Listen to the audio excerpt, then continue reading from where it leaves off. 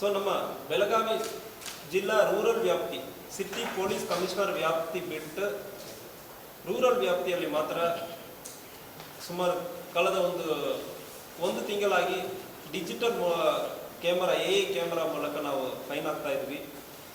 So ಅದರಲ್ಲಿ 2,033 lakh 2,33,000 case ಒಟ್ಟು ದಾಖಲಾಗಿರ್ತದೆ. ಒಂದು ದಿವಸಕ್ಕೆ ಆವರೇಜ್ ಸುಮಾರು 5,670 ಕೇಸ್ ಒಂದು ದಿವಸಕ್ಕೆ ಡಿಟೆಕ್ಟ್ ಆಗ್ತಾ ಇದೆ. ಸೊ ವೆಹಿಕಲ್ಸ್ ಎಷ್ಟು ಹೋಗ್ತಾ ಇದೆ ಬರ್ತಾ ಇದೆ ನಮಗೆ ಒಂದು ಬೆಟರ್ ಡೇಟಾ ಸಿಗ್ತಾ ಇದೆ.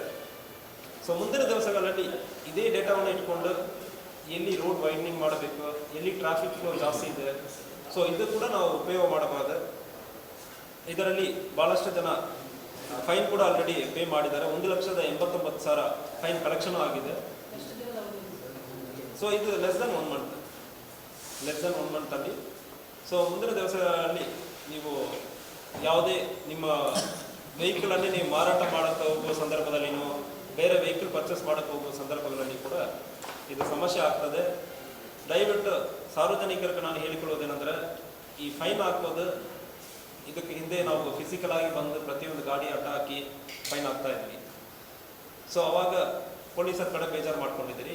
ಈಗ ನಮ್ಮ ಉದ್ದೇಶ ಫೈನ್ ಹಾಕೋದು ಉದ್ದೇಶ ಇದರಲ್ಲಿ ನಾವು ಎಷ್ಟು ಫೈನ್ ಕಲೆಕ್ಷನ್ ಮಾಡಿದ್ವಿ ಅಂದರೆ ನಮಗೆ ಸಾಧನೆ ಇಲ್ಲ.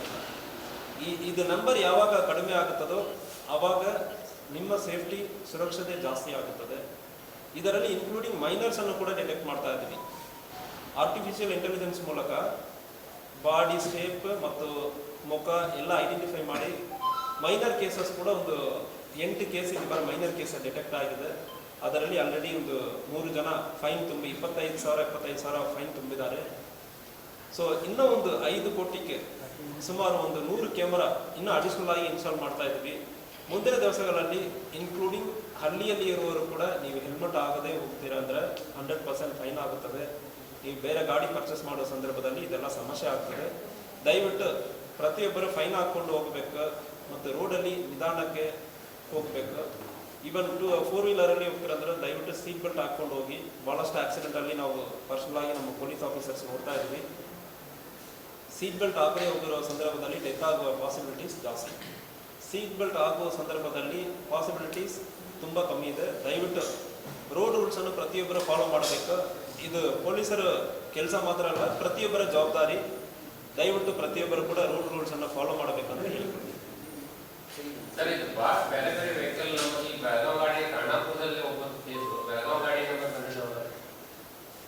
ಇಲ್ಲ, ಅಬ್ಜೆಕ್ಷನ್ ಮಾಡೋದಕ್ಕೆ ಅವಕಾಶ ಇದೆ. ಉದಾಹರಣೆಗೆ ಈಗ ನೀವು ಹೇಳ್ತಾ ಇರೋದು ಯಾವುದು ಇರ್ತಾ ಇದ್ರೆ ಬೆಳಗಾವಿಯಲ್ಲಿ ಇರುವವರೆಗೆ ಖಾನಾಪುರಲ್ಲಿ ಫೈನ್ ಆಗಿದೆ.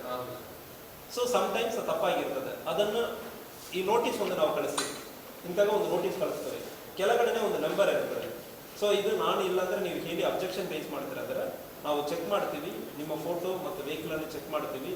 ಅದನ್ನು ವೆರಿಫೈ ಮಾಡಿಬಿಟ್ಟು ಜಸ್ಟ್ ಓವರ್ ದ ಫೋನ್ ನಾವು ಅದನ್ನು ಡಿಲೀಟ್ ಮಾಡ್ತೀವಿ. ವಾಟ್ಸಪ್ಪಲ್ಲಿ ನೀವು ಕಳಿಸ್ತೀರಂದ್ರೆ ವಾಟ್ಸಪ್ಪಲ್ಲಿ ಜಸ್ಟ್ ನಿಮಗೆ ಮೆಸೇಜ್ ಬರ್ತದೆ. ವಾಪಸ್ ವಾಟ್ಸಪ್ ಮೆಸೇಜ್ ನೀವು ನಮಗೆ ಕಳಿಸ್ತೀರಂದ್ರೆ ಸಾಕು, ನಾವು ಡಿಲೀಟ್ ಮಾಡ್ತೀವಿ. ನಿಮಗೆ ನೀವೇನು ಫೈನ್ ಕಟ್ಟೋದು ಬೇಕಾಗಲ್ಲ. ಸೊ ನಮಗೆ ಈ ಮೆಕ್ಯಾನಿಸಮ್ ಚೆನ್ನಾಗಿ ಡೆವಲಪ್ ಮಾಡಿದ್ವಿ. ಯಾವುದು ಒಂದು ವೇಳೆ ಇದು ನಿಮ್ಮ ಗಾಡಿ ಇಲ್ಲ, ಸಮ್ಟೈಮ್ಸ್ ಕ್ಯಾಮರಾದಲ್ಲಿ ಸರಿಯಾಗಿ ಕಾಣದೇ ಇರೋ ಸಂದರ್ಭದಲ್ಲಿ ಏನು ಒಂದು ಥರ ಕಾಣ್ತದೆ.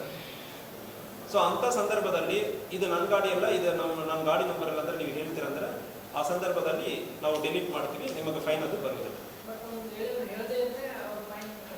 ಇಲ್ಲ, any time you can object. ಯಾವಾಗಲೂ ಪೊಲೀಸ್ ಬಂದು ನಿಮ್ಮನ್ನು ಹಿಡಿದು ನಿಮ್ಮ ಕಡೆ ಫೈನ್ ಇರ್ತಾರೆ. ನಿಮ್ಮ ವೆಹಿಕಲಲ್ಲಿ ಎಷ್ಟು ಫೈನ್ ಅಂದರೆ ಹೇಳೋ ಸಂದರ್ಭದಲ್ಲಿ ನೀವು ಅಬ್ಜೆಕ್ಷನ್ ರೇಸ್ ಮಾಡಬಹುದು. ಫೋಟೋ ತೋರಿಸಿ ಅಂದರೆ ಹೇಳೋ ಸಂದರ್ಭದಲ್ಲಿ ನಾವು ಫೋಟೋ ತೋರಿಸ್ತೀವಿ. ಅದರಲ್ಲಿ ನೀವು ಅವಾಗ ತೋರಿಸಬಹುದು. ಈ ಗಾಡಿ ನಮ್ದಲ್ಲ ಅಂದರೆ ಹೇಳ್ತೀರಂದ್ರೆ ನಾವು ವೆರಿಫೈ ಮಾಡಿರುತ್ತೆ. ಇಲ್ಲ ಅಂದರೆ ಅದನ್ನು ಡಿಲೀಟ್ ಮಾಡ್ತೀವಿ.